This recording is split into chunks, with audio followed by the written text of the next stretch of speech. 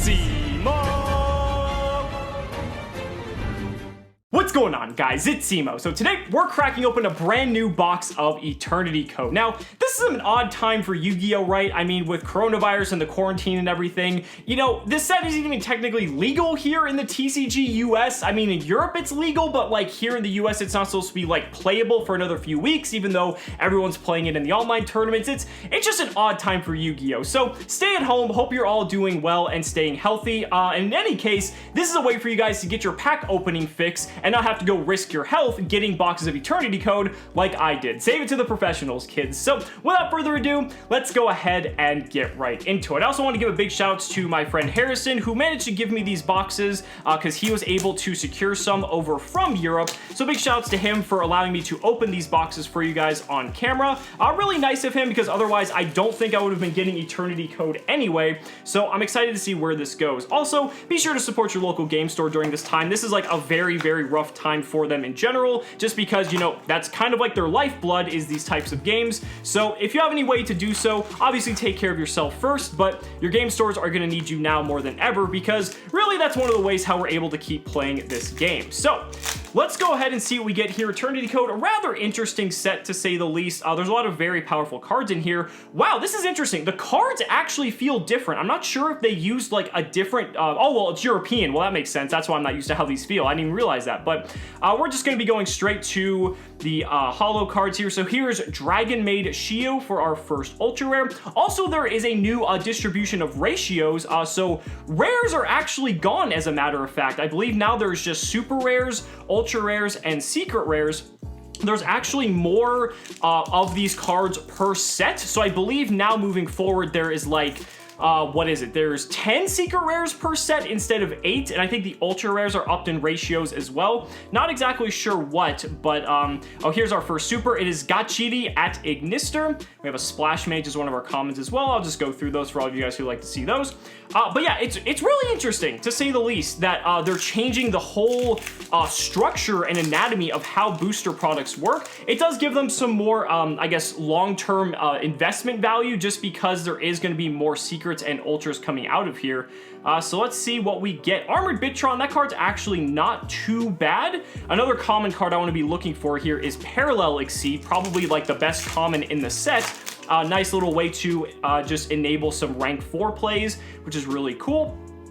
Going straight in, there's our first secret rare. It is Deep Sea Aria. Banish a water monster from your graveyard and add a level 4 or lower sea serpent monster from your deck to your hand. You can only activate it once per turn. Really nice way to get to all of your water enablers, and for the low cost of banishing one water monster, it's not too bad. Definitely not one of the most expensive secret rares in the set, but it's at least it's a very strong card nonetheless. I will say that. All right, so about halfway through this first side here, man, I cannot get over how weird these cards feel, because the card stock is so different. Even the packs feel weird as well. They feel like a higher quality. There's a Parallel Exceed. I'm actually going to put that to the side just to see how many we get. And Area the Water Charmer Gentle is our super rare. This is finally, I think we've completed the cycle of all of the different what is it? The link to Charmer monsters that are links that just require one of their own attribute, which is so great. I mean, it took them long enough for them to get us there, but now we basically have generic link 2s for like every attribute. It's pretty nice. All right, so Deep Sea Artisan, Madolche Promenade. We got to see plenty of this over the weekend when Madolche was doing very well. Very strong card for Madolche. Is Madolche going to become a tier deck as a result of it? Probably not, but it's still really cool to see nonetheless that an old deck like Madolche is able to thrive in this Adamancipator Eldritch dominated metagame. Still pretty cool. All right, so moving on to our next pack here. There's Arch Nemesis. I'm going to butcher this. Estatos. This is a really neat card, actually. So cannot be normal summoned or set, must first be special summoned from your hand by banishing 3 monsters with different types from your graveyard, excuse me, and or face-up field. Cannot be destroyed by card effects. You can declare a monster type on the field, destroy all monsters on the field with that type. Also, until the end of the next turn, neither player can special summon monsters with that type. You can only use this effect once per turn. So that's really cool, because it effectively allows you to, against mono-type decks, have a Vanity's Emptiness for the most part, and the stat line's really big. It's a very, it's very niche because of the type of deck you need to be able to play it in, but still a cool card nonetheless. I think, oh, there's another Parallaxy, that's nice. But I think those cards are actually a little bit underrated coming out of this set. Here's Ancient Warriors, Ingenious Jungei Kong. Again, probably gonna butcher the pronunciation of those names, so apologies in advance. I really wish that the Ancient Warriors, were just slightly better than they are. I mean, it's unfortunate to let that cool artwork go to waste. I'm a sucker for it, what can I say? All right, so moving on along here, there's a Witchcrafter Unveiling. A lot of interesting old support cards here in this archetype. I love the smug look on the face there. And all the Plunder Patrols as well. Plunder Patrol's got some pretty decent support. Again, I don't think we'll be expecting to see a ton of Plunder Patrol, but one thing that deck desperately needed was more monsters, and it definitely got it out of this set. It got plenty of support, and I think at some point, maybe in the next set, we will be seeing that deck do something. But here's Madolche Salon. Here is the other card for Madolche. This card does so much. It searches the Promenade. It's a double summon on a continuous spell, which is something the deck desperately needed. They were already playing double summon prior to this. This card is amazing, and any Madolche deck is definitely going to want to have a copy of that. Only 2 packs left here on the right-hand side. So let's see what we get. See if we can maybe get more than just 2 secret rares, because I've heard some boxes have the potential for that. There is a Valiant Shark Lancer for our super rare. Isn't it so weird to not see any rares in sets anymore? I kind of was fond of just having the silver lettering on the title of the card and nothing else. It was a very nice look, but it's unfortunate that those are gone. I guess it was replaced just with all super rares, which is also fine too. There's a Scripton for our super rare there. That card's actually not too bad either, I should say. All right, so halfway through the box, we have 12 more packs to go.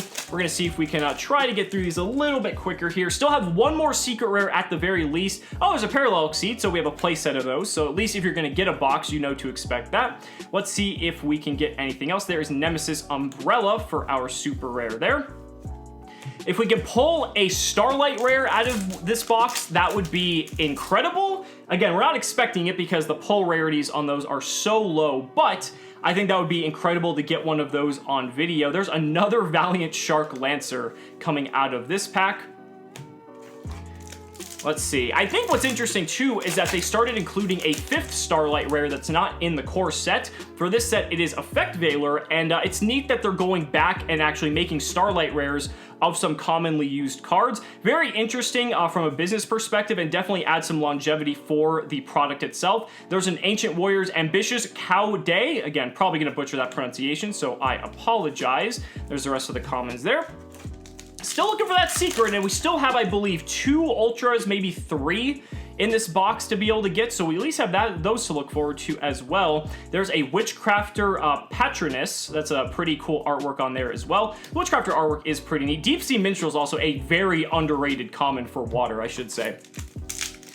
Moving on along here, only about 7 more packs to go.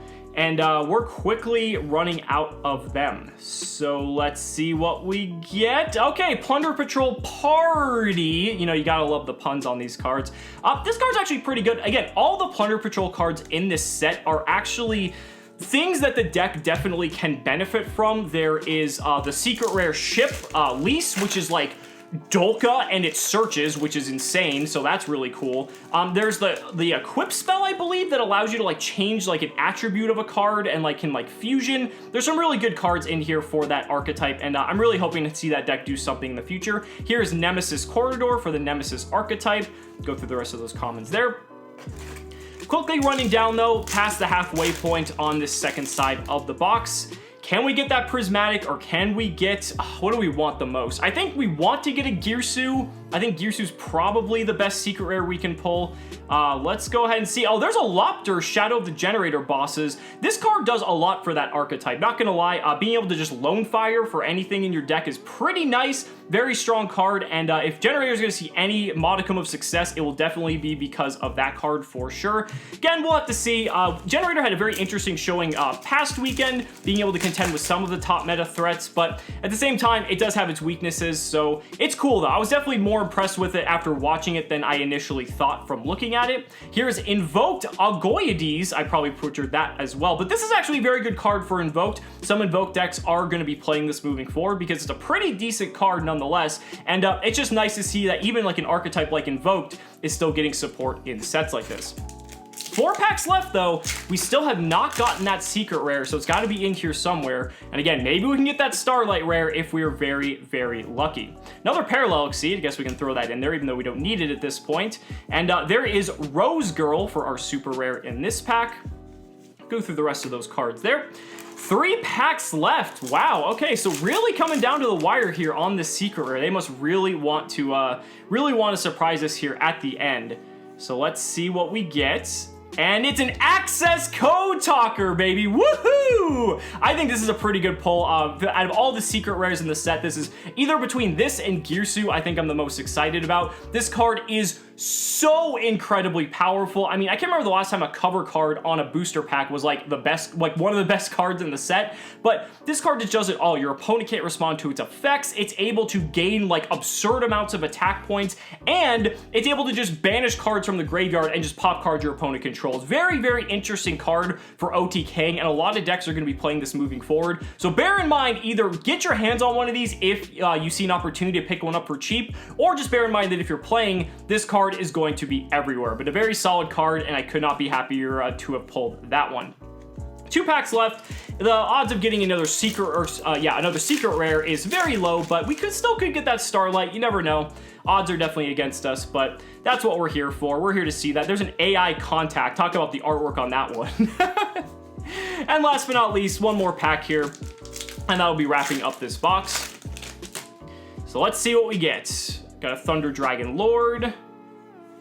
And it is another Gachiri at Ignister. So overall, I'm pretty happy with what I pulled in that box. Getting the Accesscode Talker, I think, definitely saved it. The Deep Sea Aria is about hit or miss, but if you're a water player, I know you're definitely going to love it. We got the playset of Parallel Exceed, which is pretty cool. And again, overall, when you're opening these boxes, it's really hard to recoup the full value, although in this case, I think Accesscode Talker definitely did. But if you are going to buy cards, I would definitely recommend to buy the singles, because that way you know what you're getting guaranteed, instead of playing roulette, essentially hoping you get what you want. And be sure to use my TCG Player affiliate link down in the description if you do decide to buy any singles, because you help support the channel and feed your cardboard crack addiction. So guys, that's gonna do for the video. Let me know down in the comments what you guys think and what cards you're most looking forward to coming out of Eternity Code. I'd really love to hear your thoughts. Thank you guys so much for watching the video. Be sure to like the video as always. Subscribe to the channel for more amazing Yu-Gi-Oh content. And if you found this video entertaining, consider supporting me on Patreon or becoming a YouTube channel member. Just by showing your support in any way that you can, you're investing in my ability to continue bringing you